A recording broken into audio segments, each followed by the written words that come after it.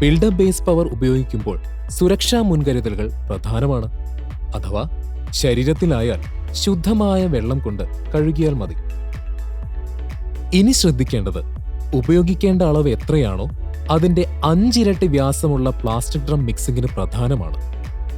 വീഡിയോയിൽ കാണുന്നത് പോലെ ഡ്രമ്മിലേക്ക് പ്രോഡക്റ്റ് മുഴുവനായി ഒഴിച്ച ശേഷം അതേ അളവിന്റെ 5 ഇരട്ടി വെള്ളം ഒഴിച്ച് നേർപ്പിക്കുകയാണ് ആദ്യം ചെയ്യേണ്ടത്.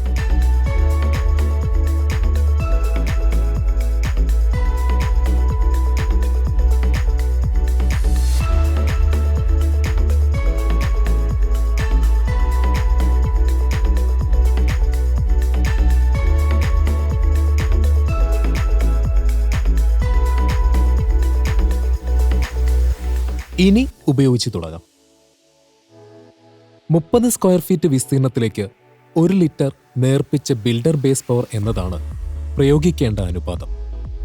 നിലം കോൺക്രീറ്റ് ചെയ്യുന്നതിന് മുൻപ് മുറികളിലെ ചുമരിനോട് ചേർന്ന നിലത്ത് 4 ഭാഗത്തും 1 അടി വീതിയിലും 6 ഇഞ്ച് ആഴത്തിലും മണ്ണ് മാറ്റി ബിൽഡർ ബേസ് പവർ നന്നായി സ്പ്രേ ചെയ്യുക. ശേഷം മണ്ണ് പൂർവ്വസ്ഥിതിയിലാക്കി നിലമുറപ്പിക്കുക.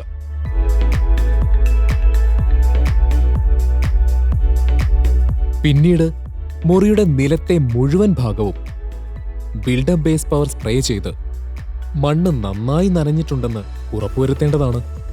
ഇതോടെ ഈ ജോലി പൂർത്തിയായി.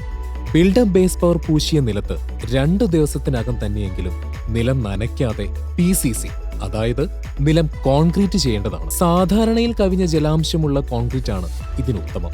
Builder base.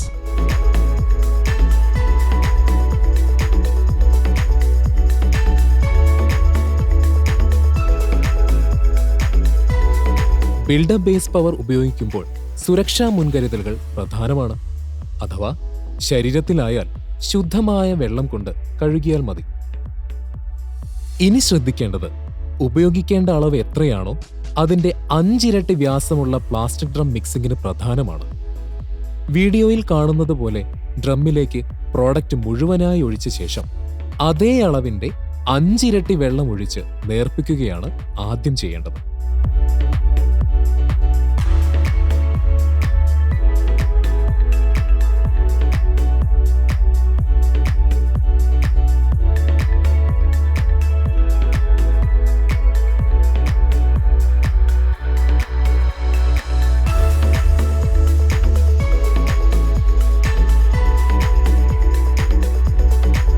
ഇനി ഉപയോഗിച്ചു തുടങ്ങാം.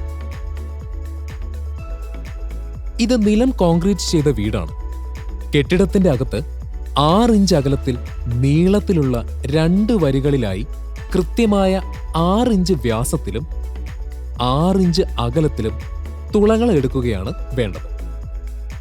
ചുമരുകളോട് ചേർന്ന കോൺക്രീറ്റ് നിലത്ത് ചുമരിന് സമാന്തരമായി ചുമരിൽ നിന്നും 3 ഇഞ്ച് അകലം ആദ്യം വിടേണ്ടതുണ്ട്.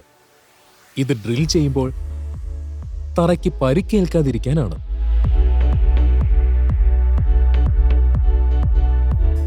ഒരു ACP ഷീറ്റിൽ പ്രത്യേകം തുളയിട്ട് ഒരു ഡൈ തയ്യാറാക്കുന്നത് ഈ ജോലി എളുപ്പമാക്കാൻ സഹായിക്കും.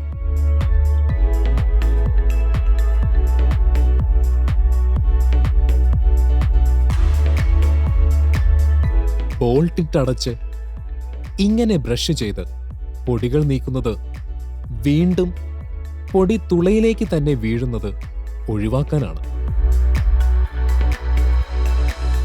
6 ഇഞ്ച് ആഴത്തിലും അകലത്തിലുമുള്ള ഇപ്രകാരം മുഴുവൻ തുളകളും പൂർത്തീകരിച്ചു കഴിഞ്ഞാൽ ഇതിലെ ഓരോ തുളയിലേക്കും വീഡിയോയിൽ കാണുന്ന പ്രകാരമുള്ള വലിയ പ്ലാസ്റ്റിക് സിറിഞ്ച് ഉപയോഗിച്ച് 40 ml വീതം നേർപ്പിച്ച ബിൽഡർ ബേസ് പവർ ഒഴിച്ച്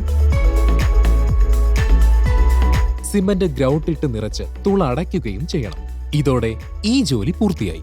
ബിൽഡർ ബേസ്.